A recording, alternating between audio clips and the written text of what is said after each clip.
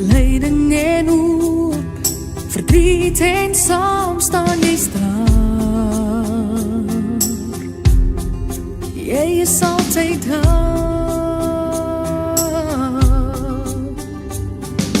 Dit wat ons doen, ons liefdes, ons vreugdes, ons plekke, ons thuistes, tot daar waar ons reis, jy is daar. Afrikaans is ons wese. Dis die taal waarin ons groet, die taal is in ons bloed, is Afrikaans, vir ons mense. En ek stuur vir jou 'n sein, met 'n boodskap daarby, en waar jy is, sal jy dit kry, in Afrikaans vir ons mense. Al verander straatname, al word helde laat val, ons is steeds stuur ons adem, ons kultuur, ons verhaal, dit sal altyd bestaan. Afrikaans is ons wese. Dis die taal waarin ons groet, die taal is in ons bloed, is Afrikaans, vir ons mense.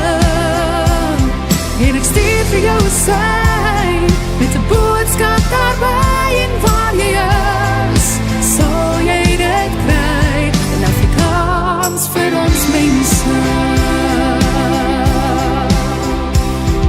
Ons is daarmee gebore, die taal waarvoor ons staan, dit vloei deur ons are, ons kinders praat dit saam, dit sal altyd bestaan. Afrikaans is ons wese. Dis die taal waarin ons groet, die taal is in ons bloed, is Afrikaans, vir ons mense. En ek stuur vir jou 'n sein, met 'n boodskap daarby, en waar jy is. Dis die taal waarin ons groet, die taal is in ons bloed, is Afrikaans, vir ons mense. En ek stuur vir jou 'n sein, met 'n boodskap daarby, en waar jy is, sal jy dit kry, in Afrikaans vir ons mense. Afrikaans vir ons mense. Afrikaans vir my mense. Afrikaans vir ons mense.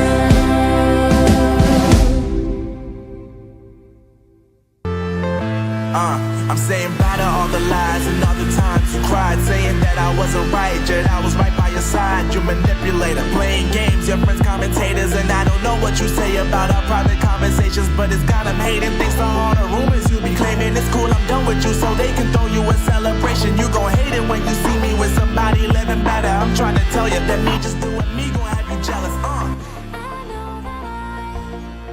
Welcome back, folks. Wednesday, December 4th, 2024, and we're getting closer to Christmas, Noel, the Nativity. Natal, that's right. Natal province was named after that by Portuguese explorers who discovered it on Christmas Day. How's that for interesting story? Maybe it wasn't interesting. How's that for interesting story? That doesn't sound good.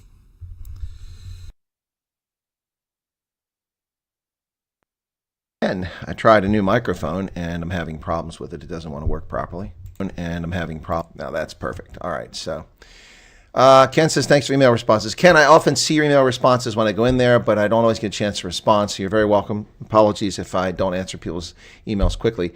One gentleman from Grahamstown, waiting for a response back from him. What is going on with this? My chat is not refreshed. Top chat, live chat. My chat is not working. What's going on here? It's locked. Oh, it's not locked. No one else has chatted. Okay, funny that. Yeah, I had a message pinned at the top. I can unpin that now. All right, cool. All right, so let me get rid of it over here. Dismiss. Unpinned message. There we go. All right, so that was just to let people know. So apologies for not getting up. I've been busy working on a video about Paul Mashaba this morning, and so I was unable to get around to what I wanted to do as quickly as I wanted, so I'm a little bit behind. I would have published, I reminded myself an hour and a half ago to put up the video for this broadcast, but then I got tied up making the video for Paul Mashaba. So apologies for that, for the short notice, and for those who tune in, welcome to you. Let's see. So Gavin is here. Jan Fleon. What sanctions will Trump bring on South Africa trade, transport, banking? Jan, I don't know that Trump is going to bring any sanctions against South Africa. Much of what Trump is doing, excuse me, hip is killing me. Much of what Trump is doing is blustering and negotiating tactics. It's what people do in business. You threaten the worst, and then you work out a deal. He threatened the worst against NAFTA and came up with the U.S.-Mexico trade agreement, Mexico-Canada trade agreement. And so that thing never really came to fruition. There are likely, however, to be 10% tariffs against targeted Chinese products. So expect that. So if you want IT stuff, buy it now before Trump becomes president. Yeah. So Teresa, welcome to Neville Purdon, Gavin Comer, Pablo Charlie, Ken Arnston, Monterey Seabirds for Cape Town. And then who else we got there? Another mine in Mpumalanga that is costing the taxpayers millions, the so-called rescue. Yeah, exactly. You need to switch on some lights. You need to switch on some lights, or I need to switch on some lights. Hey, Janet. Are we live? Well, I'm live, Garrett. Are you live? Should Wednesday be the ex-politician on this channel? Also good growth. I don't know about growth. I don't get many viewers from Ronaldo's channel. Those days are long since gone. His audiences are sometimes larger than mine, sometimes smaller than mine. So it's, well, I appreciate the collaboration. It's not like it's helping my channel grow, and that's not why I did it. I did it because it was interesting and people found it compelling, and they found it something they wanted to hear. So that's why I started doing the collaboration with Ronaldo. By the way, I am wearing rugby kit today. This is from the 2023 Rugby World Cup, Lyon. It's a pretty cool hoodie. When I went to Lyon to watch games there, I went to the professional rugby team that's there, based in Lyon, Lyon Wolves, and they have an awesome team store. It was open. And I wasn't sure about parking, but I was okay to park on the street. Had to figure it out, and then walked in. And yeah, they had a great restaurant there too, but I didn't eat lunch there. I had to rush off to see the museum. But anyway, the team store, this was the only town that I was in all of France that had one of these jerseys or these hoodies that were for the World Cup. I wish I could have got one for every town. It's the only one I found. There may have been others, but I really would like to have one of these for Bordeaux.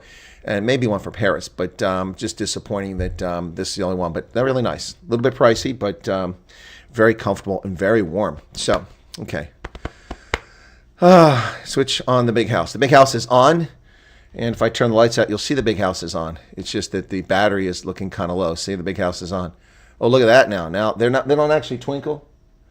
That's just the refresh rate on the video. So it looks like the lights are twinkling if I do that, but they're not actually twinkling. Well, they are twinkling. It's just, your eyes can't see that. So let's go back to this. There you go. And now you don't see any twinkling going on. The lights are on that big house. I think the battery's a little bit low. Paul Mashaba, when asked what he has done as deputy president, the answer was lots. Yeah, lots. Filling his bank account, no doubt. So, been all over the braai, in and out. Okay, great to hear that you're doing well. You had a nice braai. That's okay, Teresa. No worries about that. No worries about that. Just letting folks know. Anyway, yeah, it's just not showing up very well. The shelves are pretty full of books, and so I don't have a lot of place to put these things up for Christmas this year. I cleaned off my rugby balls at the top there so that I could put the creche up there, the manger scene.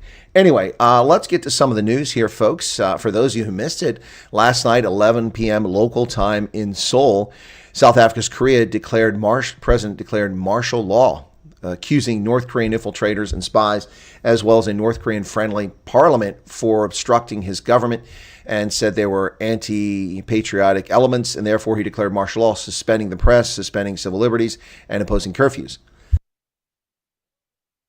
The military moved into the parliament to try to block people from getting in the building. It was unsuccessful. 190 lawmakers out of 300 members of the parliament were able to get into the building. They convened a special session as crowds formed outside, demanding that the president rescind the martial law, calling for his ouster. The press reported tens of thousands. The video I saw showed hundreds, not thousands, maybe a few thousand. Whatever the case is, people are not happy about it. But most South Koreans went to bed before 11 p.m. last night and woke up this morning and didn't know that they had had martial law for the first time since 1980. So anyway, the parliament voted, and under South Korean law, the president must accede to the parliament if majority votes to rescind his declaration of martial law, which is what happened. 300 member Parliament, 190 voted to rescind it, and therefore 151 would have been sufficient. So he followed the law and rescinded it. But he's wildly unpopular today, and they've already begun impeachment proceedings against him. They have 190 votes. They need 201. So they're looking for another 11 votes to get rid of the president, who's wildly unpopular. Unfortunate, but a little bit knee-jerk reaction from a president who felt embattled, and quite frankly, probably should have just resigned from office rather than do this step. But anyway. All right, let's get on to the news. We got news in South Africa. We got news from all over the world. But first, let's start with Donald Trump.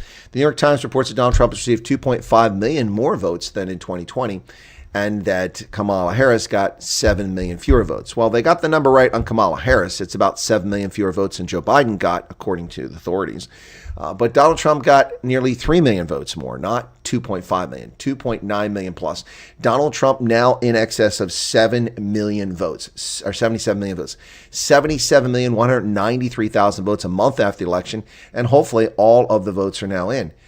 California has still not reported all votes in, but Trump has the number of votes he had in California, and she's over 2 million votes fewer than Biden had in the same state. Wow.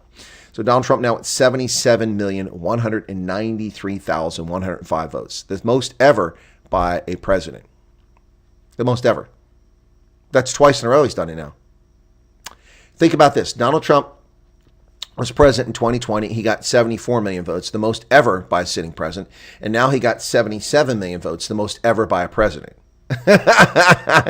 Current or former. No one has ever gotten that many votes who served in office. Of course, Barack Obama famously had 14 million fewer votes when he ran for re-election in 2012. Think about that. Yeah, that's how popular Donald Trump is. They can try to play it any way they like. Can they pronounce the L in martial law? Oh, my goodness, Alter Bridge. That'd be silly. Hardest Pretorius, welcome to you. Robert Rankin, welcome to you as well. By the way, folks, some people keep saying my subscriber base is growing. It's not. The typical thing with YouTube is happening now. People are dropping off like flies after I reach a threshold. You reach a peak, and then YouTube begins to remove subscribers. So I was at 20,132, and now I'm down to 20,116. So 16 have disappeared over the past few days. It happens. All right, not anything to lose sleep over, but Trump has switched the tables and taken over most of the geographic space of the country, 31 states, and 77,193,000 votes with a 312 electoral votes. Remember, I predicted 318. I was very close. I should not have hoped that New Hampshire could go over. If I hadn't done that, then I would have had 315, and I would have been right on the money. Well, the House is finally settled. It took California a month to count the votes, but the final score is 220 Republicans, 215 Democrats. That's too many Democrats, as the last couple of cases were resolved. California 13 and California 45.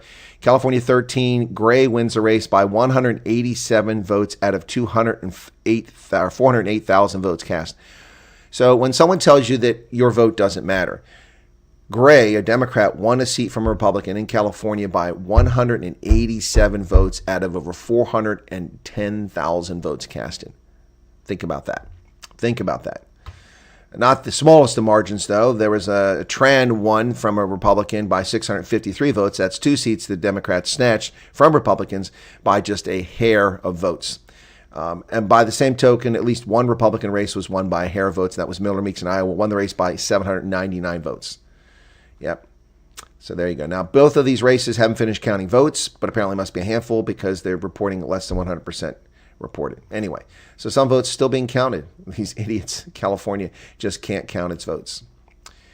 So here they say that Trump got 2.5 million more votes and she lost 7.1 million votes. But the reality is that he got 2.9 million more votes. And this is where Trump got more votes. Wow. So Harris got 7.1 million fewer votes. That's her map, and this is Trump's map. Excuse me. That's Trump received. That's where Trump got more votes, right there. in the green. And that's where Harris got fewer votes. She bled ink everywhere except parts of the Midwest. California and New York, she really got pummeled. Look at those huge drops. Look at that. That's insane, that drop. Minus 621,000 votes in Los Angeles County alone. Makes you wonder how honest the vote was previously. 621,000 votes in a single county.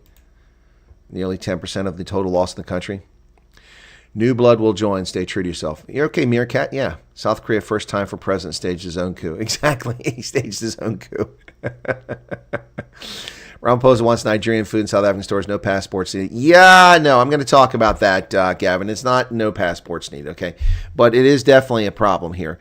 So what it is Ramaphosa, of course, usually intentionally misleads people by putting his foot in his mouth because he's just that clever. So before I get on to that, I'll talk about the story now. So Ramaphosa opened his mouth saying Nigerians don't need passports. That's not true. Nigerians are not being required to present their passport when they apply for a visa. They can send a certified copy of their passport, which is fantastic because every street corner in Lagos and in Abuja, you can get fake documents that are certified and send them in. But that's not how you get the visa. That's the application. When the application is approved, you then must provide your actual passport, and you must come in the country with a passport. So it's being misreported by the press, and people are losing their minds over it. It's not good, but it's also not what people are making it out to be. So there's the true story about what's going on. I researched that story as soon as I read about it, and the truth of the matter is that it's simply misstated because, Ramaphosa is such an articulate fellow, isn't he?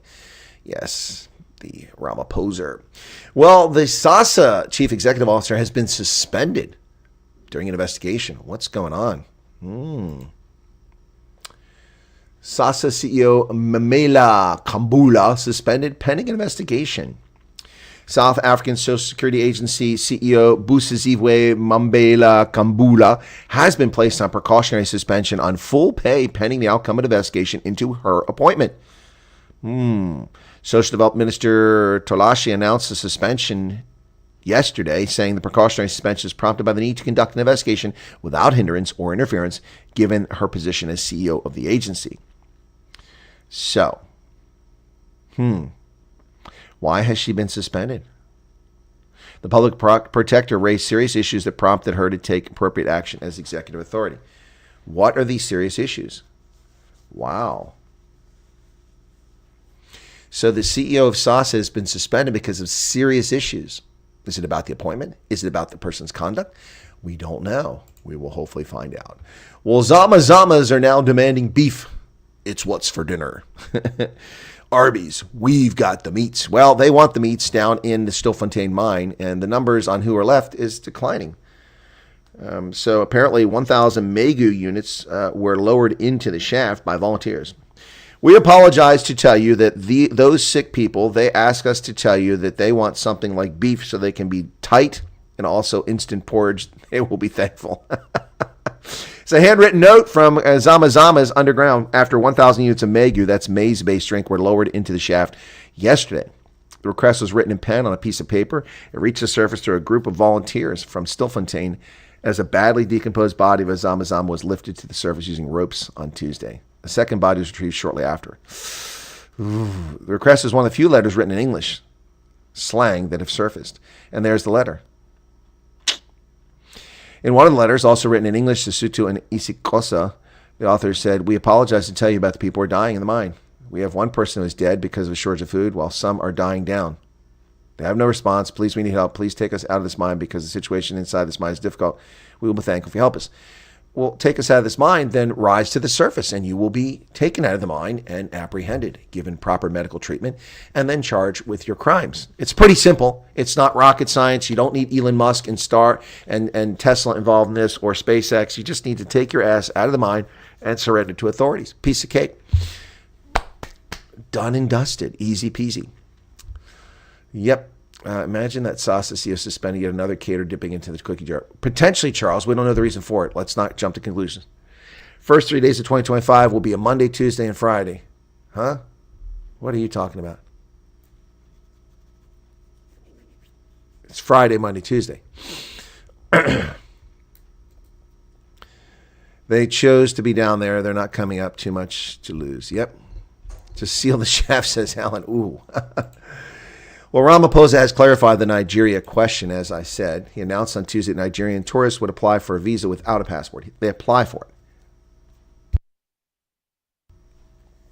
They won't have to submit their passport in the application. They will, however, have to submit their passport when they get the visa, because you have to put the visa inside the passport. So, I mean, the whole thing doesn't make sense why people lost their mind. But social media ripped him on that one.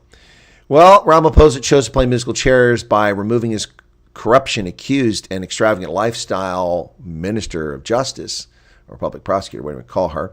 Yep. President Ramaphosa has removed Tembi Simelane as Minister of Injustice and Constitutional Development. Yeah, this woman who has an extravagant lifestyle has been moved around. So they played, musical chairs, shifting people. So here you go. One incompetent woman replaced for another incompetent woman. So no real change in the cabinet, just caters shifted from job to job. Job to job to job.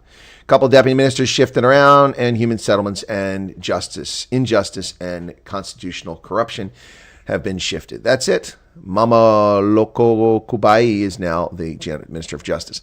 This is the epitome of a corrupt African banana republic. Instead of removing this person, he's trying to cover it up by simply shifting the deck chairs on the Titanic. Now, her unexplained cash, coffee shop, bank account used to fund her lifestyle. What's that all about? Simelane used the company's account to fund her own lifestyle and refused to answer questions about the origins of more than 2 million rand in the account in October and November of 2019. Her coffee shop and catering business suggests her company's T5 investment group and the Sylvanus Events may have received more cash than they generated both 2019 and 2020. Now, how does that happen? Unless there are bribes coming in. Well, they will investigate this. But of course, the ANC is just corrupt. Why bother? Earlier today, I responded to something that was posted by someone who was attacking Action SA, but I'm sure that Herman Mashaba won't like my response. And this was, come on, where's this thing at? So there we go. All right, so this was my response. Whoops, come on, where are you at there? That's not what I wanted. Why is this one here? There we go. Sorry. There we go. Hit the wrong button. There we go. So this was in response to a gentleman on Twitter about Agong, about how the DA is destroyed Agong, destroyed the Independent Democrats, and destroyed Action SA. Herman Mashaba responded and said, no, it hasn't destroyed Action SA. So I said, Agong never had any legitimate support. They topping out in their first appearance, just 52,000 votes nationally. I said the Independent Democrats was Tani Pat's vanity project after she, bumhurt, crossed the floor from the ANC. Its best result was in municipal elections. She saw the handwriting and joined with Helen. And one of his quotes was, currently they are destroying what's left of the ANC. And I said, good, in all capital letters.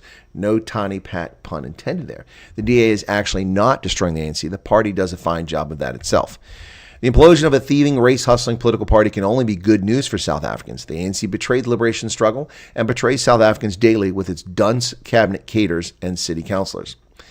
Herman Mashaba is correct. The DA did not kill Action SA. MK is doing that, as is the recent rhetoric from party leader Herman Mashaba, who seems hell-bent on revenge on the DA rather than a laser focus on service delivery or party growth. The way to grow Action SA is to capture ANC voters, not DA voters. And he said, our hope as a nation is to pick up the spear. To which I responded, I'll presume you meant this as a euphemism, not a call to violence. It is ironic that a party with no morals, full of criminals, and prone to violent rhetoric would be your destination. Good luck over there. I said, much like Agong, ID, and eventually Good, MK, and EFF are our vanity projects that will fade when their matriarchs pass from the scene. None has any genuine political ideology, save spewing populist messages with no genuine policy. That was my response on Twitter earlier. My goodness. Anyway, so the EFF, well, Busisiwe Makwebene is not going to have her way here, as the court has reinstalled an Mpumalanga MK party leader. It's not going to last long, though. A jubilant Mary Potty was announced that she is gladly returning to her position as the Mpumalanga provincial convener for the Umkhonto we Sizwe party, a member of the provincial legislature and a leader of the party within the legislature. She led the party during the 29 May elections, but then she was removed. She refused to resign, and so they terminated her membership in the party. Wow. She was chucked out amid accusations of misappropriation of party funds. On Tuesday, the Mpumalanga High Court, based in Mbombela, overturned her expulsion and reinstated her to her previous lucrative positions. Speaking to journalists after a court victory, she said the procedure was not followed when she was chucked out. The internal processes of Mkhonto Sizwe were not followed, and because of that reason, I've been reinstated as the convener of the province of Mpumalanga. Also been reinstated as a party leader. Surely, as Mkhonto Sizwe, we're going to 2026. When you look at the crowd behind me, so many members, the ground is here. Yeah, okay, well, good luck with that. This is just a corrupt party, and they've got one of their members reinstated who was accused of corruption. Talk about the irony. Well, Herman Mashaba says that anyone in South Africa illegally must go and work hard for their own countries on the spaza shop ownership. On this point, I cannot disagree with Herman Mashaba. If you've illegally entered the country, you have no business being there. Get out. Yep. So Mashaba countered assertions about people on spaza shops saying that if you're illegal, get out. Get out, get out, get out. Yep, exactly.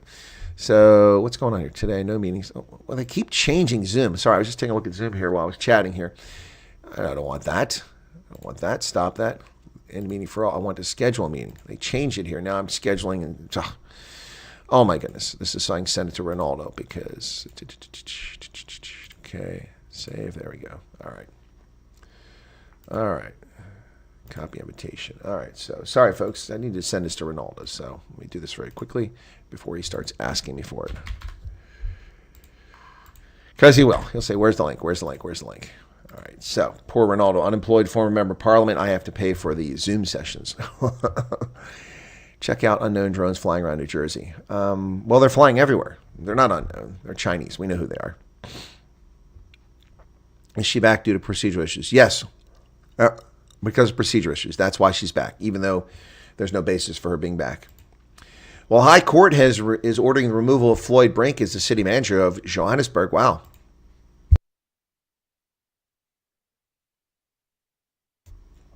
Floyd Brink has been removed, will be removed. The Gauteng High Court ruled that Floyd Brink's appointment as Johannesburg city manager was irregular. He has 10 days to resign unless a standing candidate is appointed earlier. Despite the ruling, any actions taken by Brink during his tenure remain valid. Well, that's bizarre. Yeah, the VDA first brought the matter in May of last year after Brink was appointed by the council vote on 22 February. Wow. The city must pay the cost for this case. So Brink was, there were two candidates for the office, and the city took too long to announce someone. The other person withdrew when they found another job, and Brink was unqualified and was hired for the job. And so now he's out, only in South Africa. Well, turbulence ahead as reformed South African Airways pilots are on strike. Well, they're threatening to go on strike. Over Christmas, that's it. Cut your nose off to spite your face. Wow. South African Pilots Association has issued the airline with a notice to strike from Friday after protracted wage negotiations reached a stalemate. South African Airways pilots' initial demand was for a 30% increase in pilot salaries. They've lowered it to just 15.7. Do you not understand the words coming out of my mouth? South African Airways, bankrupt, bankrupt. You got no money. Stop being greedy bastards. You're lucky to have a job. Shut up. Shut up. Shut up. I'm not a goddamn boy, idiots.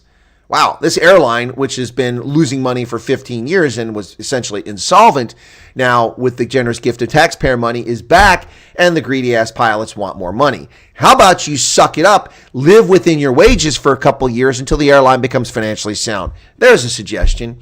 There's a suggestion. Anyway, greedy bastards, the 30% pay raise for a bankrupt company. What a bunch of morons. Well, they've arrested someone over the Paarl Mountain fire, folks. Well, there's a suspect been arrested over the recent fire. A 42-year-old male appeared in the Paarl Magistrates Court yesterday in connection with a devastating wildfire on Paarl Mountain that took firefighting crews from 5 municipalities to extinguish it.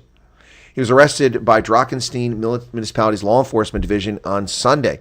He faces charges related to the Veld and Forestry Fire Act after about 123 hectares of vegetation was burnt. The fire raged from midday on Saturday until it was brought under control in the early hours on Sunday. Wow, so it was arson. Well, same thing probably where we know with the Cape Town fire. It was arson. Well, Paul Mashatile's office vows to return a diamond necklace gifted to his wife by Louis Liebenberg. Gifted to his wife by Louis Liebenberg. To which I have to say the following. Wow, what is going on here?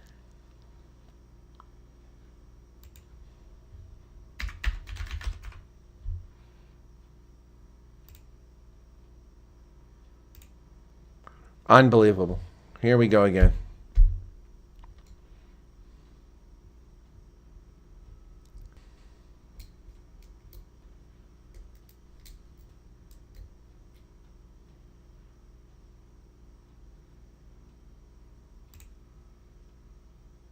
No, it says I got 16, 17 megabytes, so it shouldn't be a problem. Shouldn't be a problem. Yeah, when I test it, then they give me back my speed. I've had enough of this carrier. But, you know, it's a monopoly. Not really much I can do about it. So, yeah, not much I can do about it. So, sorry about that, folks. Yeah. Yeah, no. So, I was saying something about Paul Mashatile. Wow, what is going on here?